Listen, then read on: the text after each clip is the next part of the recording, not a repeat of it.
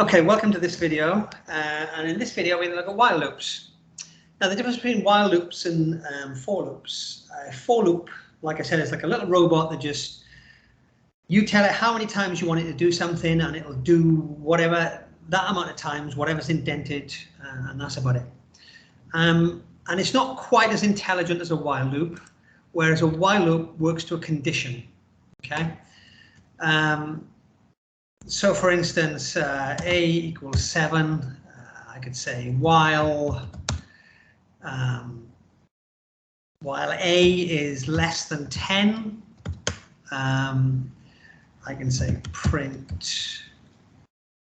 I can also say a equals a plus 1, okay? So run that and you can see what happens. So a starts at 7.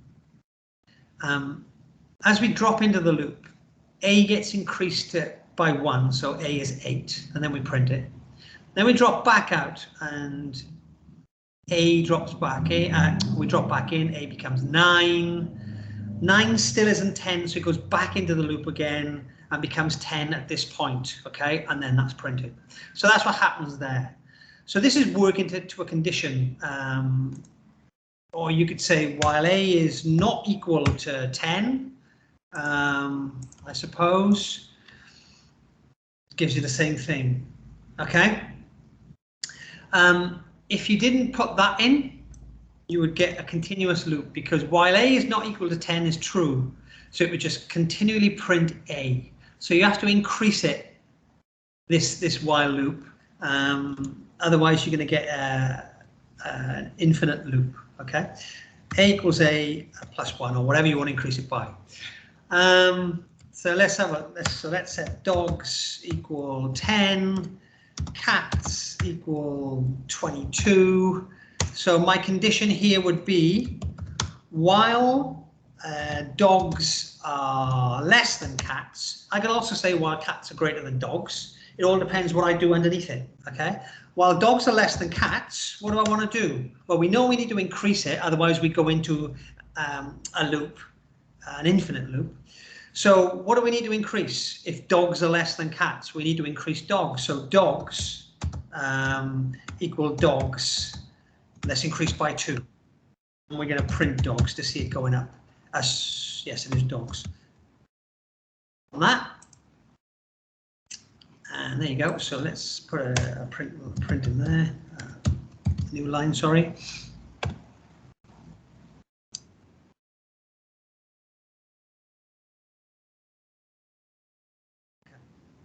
So you can see what happened there. That's pretty much the essence of it. Oh, what have I done? I've got an indent somewhere.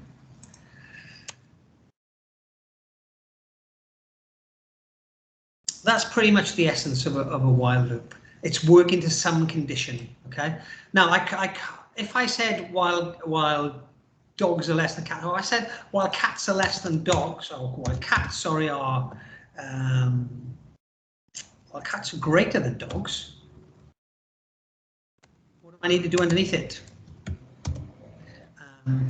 Well, I could subtract, couldn't I suppose, and that should run me down the other way. Oh, sorry. Dogs equals dogs minus 2. Sorry, cats. Equals cats. Otherwise, you see what happened. We went into an infinite loop. Okay. Cats equals cats minus 2. And what am I printing? Dogs. I forgot to turn that to cats. That's why I printed that many times. So there you go. It runs it down by 2s. So this indent is what you want to do, but the important bit is this line, okay? This condition. What are we working to? What do we want to set? And that's why this makes this more intelligent than a for loop, really, because we can set a condition and then let it run. Whereas a for loop, we have to say, do this 4 times or do this 10 times, okay? And a while loop is very good, or the best application actually, for collecting input with robust programs until you get what you want, okay? Because you can't set a for loop, you don't know how many times you want to set it, whereas a while loop will just work to the condition that you want. So let's go down and have a look. What else I got set up here for you? Flag condition. Okay, flags. Flags are super important in programming. They're like switches that turn on and off. Okay, and you'll see me use these more as we go through these. So let's set the flag to false. What have I got? Counter. Okay, let's set counter to something. Let's set counter to 10. And let's set score to 0. Okay. So I can make any condition I want here. So while, let's say while flag is equal to false. Right. So flag is equal to false. So this is going to run. Okay. What can I do? I can say, let's say score equals score plus 1. Yeah. And then I can say something like, let's use a selection. If score equals counter. If score equals counter, let's set the flag true. So that should stop the loop dead. Okay. Score is going to count up by 1. And let's actually print out score here so we can see it going up.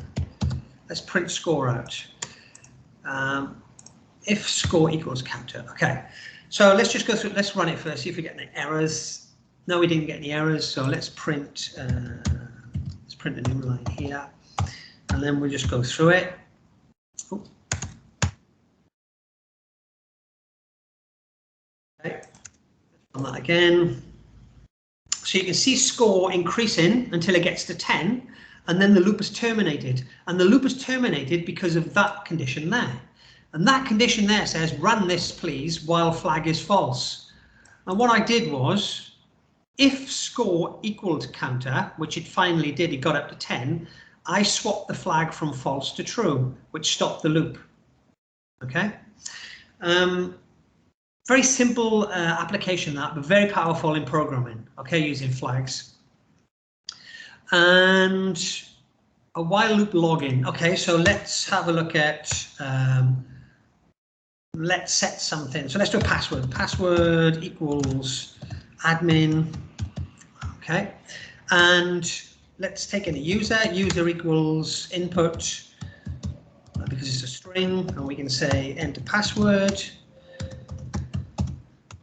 Okay, so there's enter password. Now, what conditions should we set? Okay, so while user is not equal to password. Okay, so basically, if user doesn't put in admin, this is going to keep running and running and running. All right. So what do we want to do? Let's just keep asking them again. Okay. Okay. I could use flags again here if I wanted to stop this.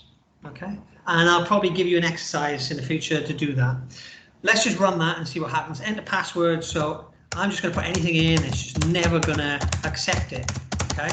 Until I put admin in. And it ended the program. Okay. Which is like a true and false flag, actually. It accepted it and just ended the program. So that's great. But that's not very robust, is it? Because we just don't continually ask for a password. So like the last lesson, we could include a counter into that, couldn't we? And if we set a counter up at the start, so let's say counter or attempt, so whatever you want to call it, doesn't really matter. Counter equals that. Okay, password. So while the users, so each time they come into this loop, we want to make sure that we're changing that up by 1, don't we? So counter equals counter plus 1. And let's just see at this stage whether that's working. Highlight out this for a second because I don't want it. I run that. Enter password 1, 2, 3, 4. So it's going to keep going up every time I enter something incorrect. Okay. So what do we do here? So blah blah blah blah blah. Enter password. We could say if counter equals 4.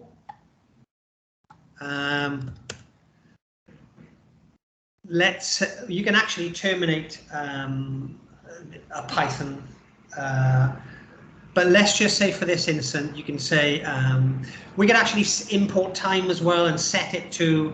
So if I imported time here,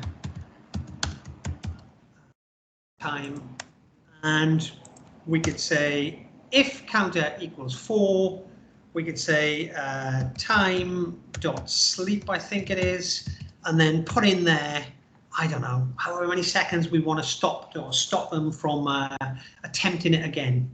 Okay, so for this purpose, I'm going to put 3 seconds in, but you can put 1,000 or 10,000 seconds, whatever. Okay, let's run that out and see if that works.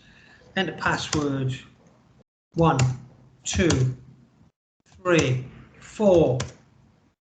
So there we go, it's timed out now, okay? And then, there you go, it allowed me to enter the password again.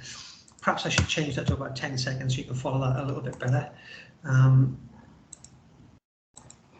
Let's just try that once more. 4. And that's it, look, it's not allowing me anymore. So give it 10 seconds and it'll say enter password again. There you go, and I pressed enter twice, that's why. So you can see, very simply, we can start building up decent login programs or whatever you want to do by keeping track of how many times somebody's entered their password, and then comparing that and putting it to sleep, or you can actually terminate the program there as well, but I think sleep is much better. And I mean, while loops, that's pretty much it. Once you start understanding how important and powerful these conditions are here, you will find that your coding improves vastly very quickly. So while loops, I very rarely use a for loop. I use a while loop much more because, like I said, we can set conditions to what we want. And I think I'll leave that there. If you've got any questions, write a comment. If you want me to look at one of these areas in greater detail, then give me a comment and I will do that. And I'll see you in the next video.